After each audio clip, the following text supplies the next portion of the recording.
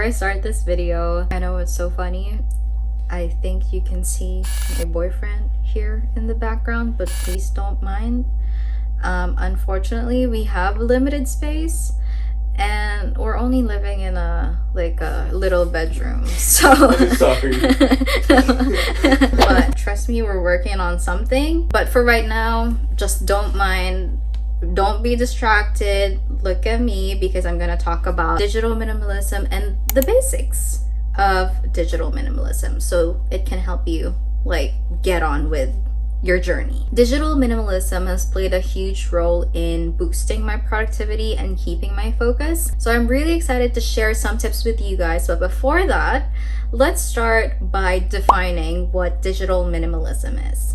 So if we dissect the term digital minimalism in two words, digital and minimalism, let's start with minimalism. Minimalism in its essence is all about keeping everything as simple as possible and only having the things that you really need. But what I love about minimalism is its purpose, which is to promote intentionality and mindfulness. So if we add the word digital, then that just means we're applying the principle of minimalism to everything that is in connection with the digital world. So because we live in a world where we're so easily accessible, because we have our phone, we have all our devices that are connected to whatever we're doing in our lives, we're so prone, or we're so vulnerable to more stressors in life.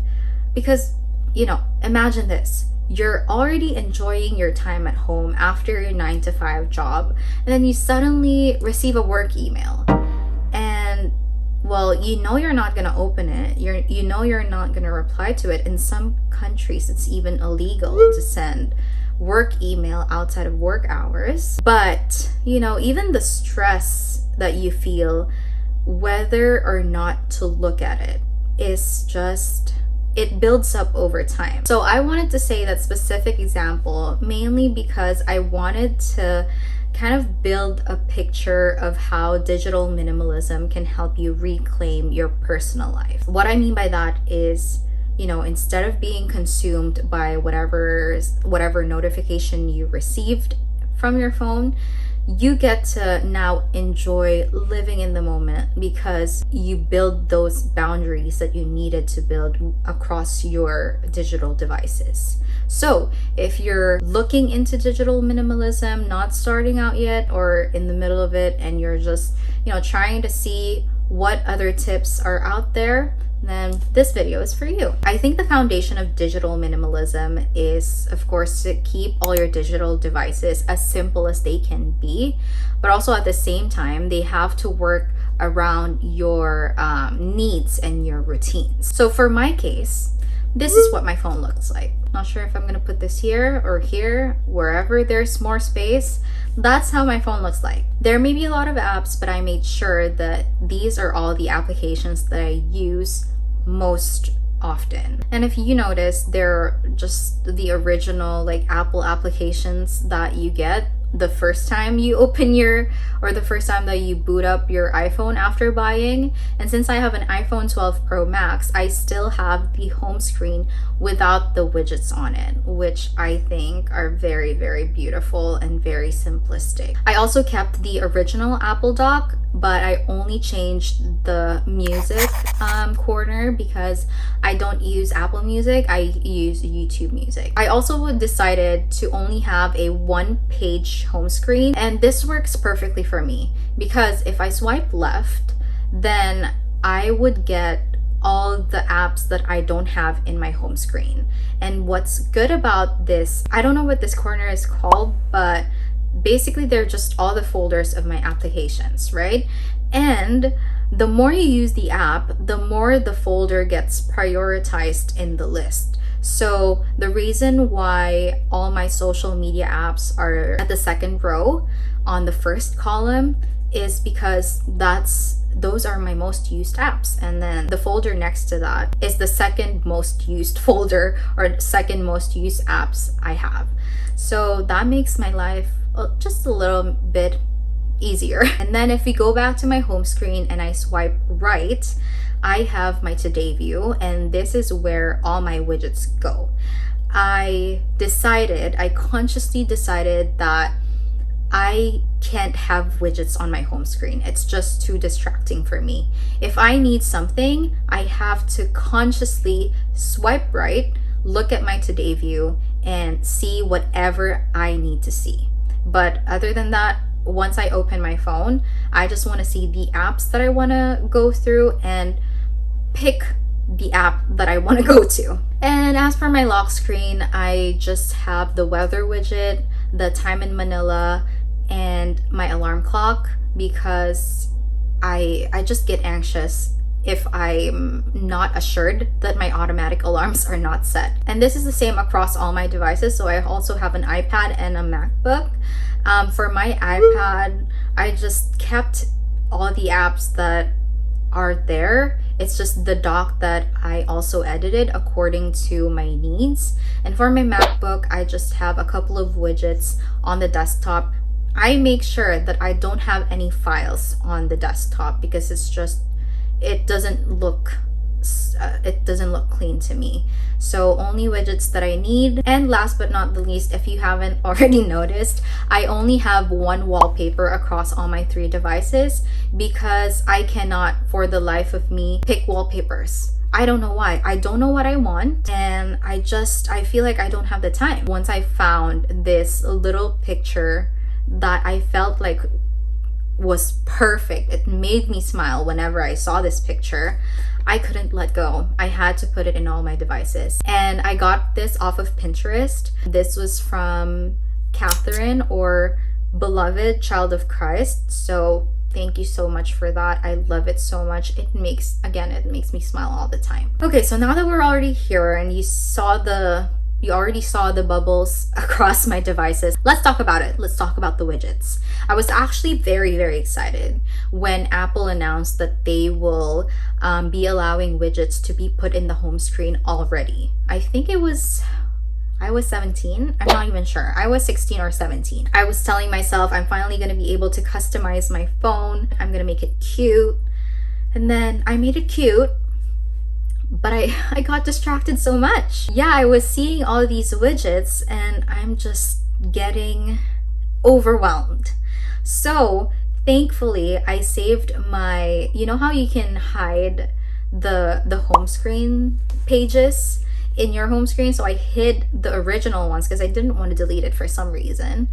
And I think it was just around a month of me like trying to customize my phone, and then I decided, nope, I'm gonna go back to my original iPhone home screen and let myself live in peace. Personally, the widgets overwhelm me, so I was very intentional about putting every widget that I have only in my today's view for my home screen, and then for my lock screen I only put the widgets that I really need in there. And again, since minimalism is all about intentionality, being mindful, I really want to make a conscious decision to know something if I really needed to know an information. So for example, if I need to know what my agenda is for today, instead of me having a widget on my home screen the first time I open my phone, I just put it in my today view. So I consciously swipe right,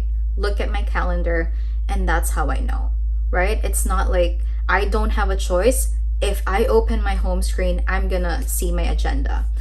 It's just way too overwhelming for me. I can't stress that enough. Okay, now moving on to keeping and organizing your files in your digital space. Personally, for me, I don't keep a lot of files in all my devices because I prefer that they be kept in my 1 terabyte hard drive. How it works is, for example, in my phone, I only have the apps that I need. All my messages are also deleted too.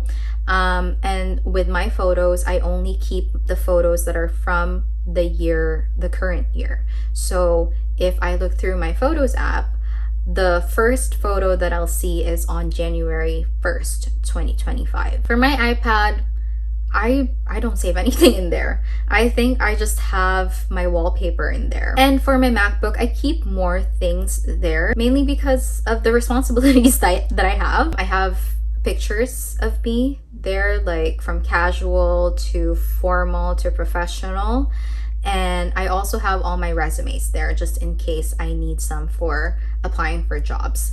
And anything I am currently working that are not taking up too much space, I keep it in my MacBook as well. So literally everything else is kept in my hard drive, and it is beautifully organized. So if you want me to make a little short video about how I organize my hard drive, then just comment it down below. Okay, last but not the least, definitely not the least, you have to take advantage of your focus modes. I'm not heavy on this because I know some people are like, whenever I go to work, I have to have my work focus on. I'm not like that. My phone is already minimal enough for me to put on focus modes every time I do something else in life. Basically, I only have 2 focus modes. One is for sleep and one is for my personal day. So sleep, I have it automatically turned on from 9:30 p.m. so I can wind down for the night, and it turns off every time the sun rises. Simple, right? But it really helped me a lot when it comes to setting boundaries. I love resting and I don't want anyone disrupting it personally. Lastly, I have my personal focus, which is turned on for 24 hours every Sunday, simply because I want a personal day to myself. So unless I check my phone, I'm not going to be able to attend to any notifications every Sunday, and I love it. Everything I said might sound like a lot, and to be honest with you, it is. And it might take some time to do all this, especially if you're dealing with quite a lot of files. I have been digitally minimal for as long as I can remember. My 7 emails can attest to that, because all those 7 emails have 0 unread, unattended emails. If I don't need that email, it's deleted. If I don't want to be subscribed in a certain ad or a certain newsletter, I'm already subscribed to it. I know how difficult it would be to tackle thousands of emails. I've seen people with like more than 1,000 unattended emails, and it scares me a little bit. But again, not to worry, because once you're in the zone, even if you're just doing it gradually, as long as you're getting closer to your goal of being digitally minimal, digitally mindful, then you're not gonna want to go back. It's such a beautiful place down here to be able to take control of your devices. I personally feel like I have a very healthy relationship with all my devices as of the moment.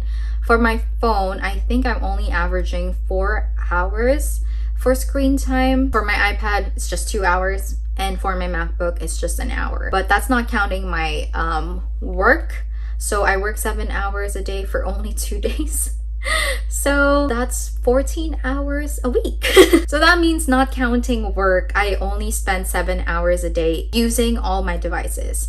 And that may sound like a lot, but honestly, it's a very, very healthy position for me. So there you have it. If you have any questions, or if you have any more tips on how to be more intentional, more mindful about, our digital space, leave a comment down below. Let's talk about it. All right, I'll see you in my next video. Bye.